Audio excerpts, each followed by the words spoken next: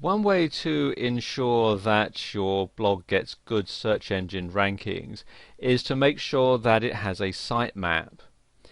And there are various ways that you can create a sitemap for your WordPress blog, but I'm going to show you one of the simplest ones in this video. And what I'm going to do is I'm going to use a plugin to create a sitemap for my site and to update it every time a new post is made to my blog. Now the plugin I'm going to use is this one, the Google XML Sitemaps plugin. And you can get it from the WordPress.org website, or you can install it from the dashboard. Now, one thing I do have to say about this is that it is not compatible with the multi-site feature in WordPress. So if you have that enabled on your blog, then this plugin is not going to work for you, although you can try out the new beta version that they are talking about here on the main page. I don't have the multi-site feature on my WordPress blog, so I'm going to go ahead and install it. So we come over here to plugins,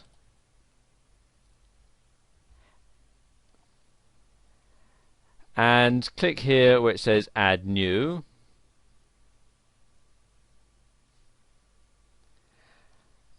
And then I'm going to search the plugins, and I'm going to put in Google XML Sitemaps and click on search plugins.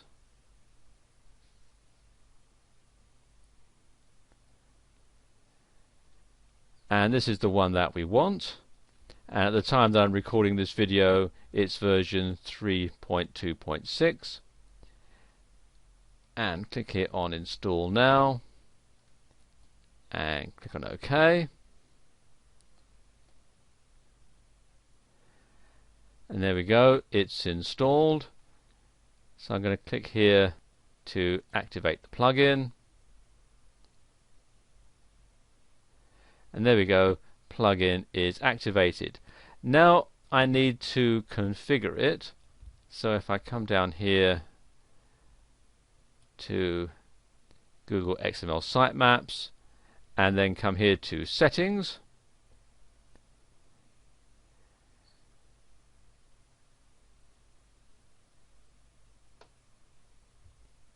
you can actually just leave it all at the default settings if you wish, but you can also customize it as well. We're going to leave it here, write a normal XML file, which is your file name, and this is very important, so leave that checked. And you can also write a gzipped file as well. You will want to make sure that your sitemap is rebuilt if you change the content of your blog. You can enable this one here, manual sitemap building via GET request. Personally, I would leave that one blank. Now, update notifications, obviously you want it to notify Google about updates for your blog, and likewise Bing, Ask.com.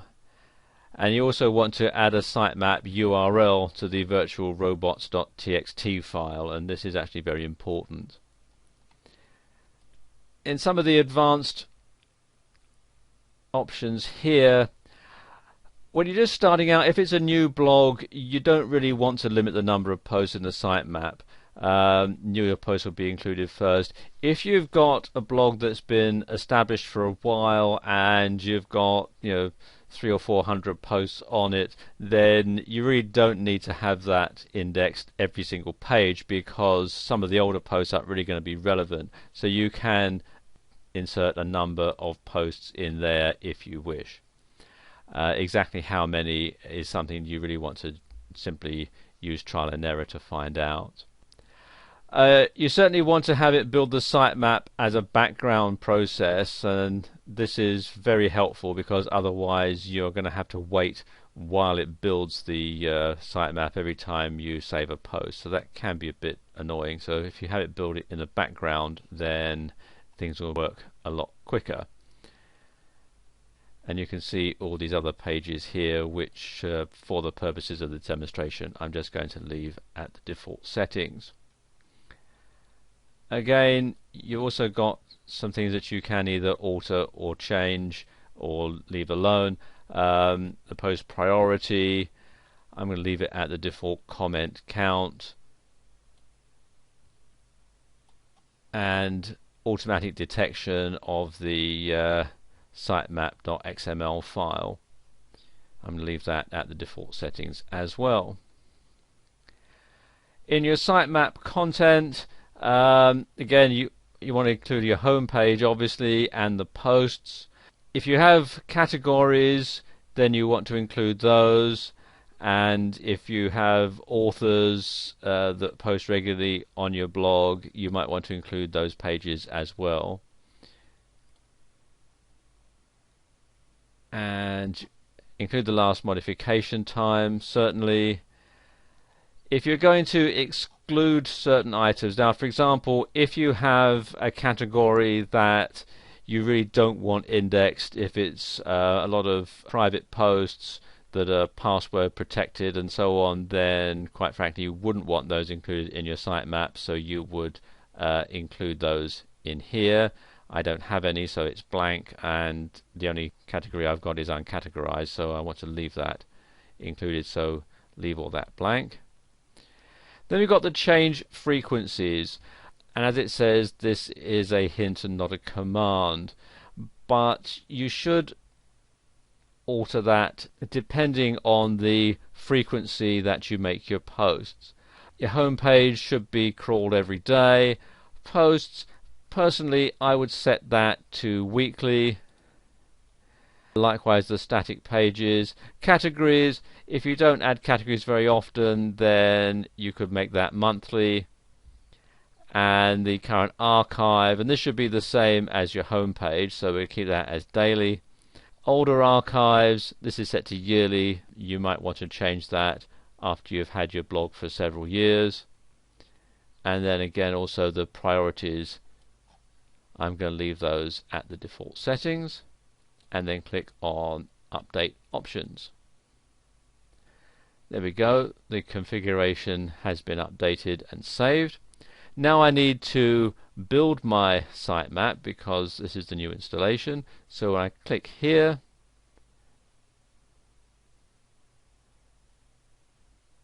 there we go, it's now built the sitemap.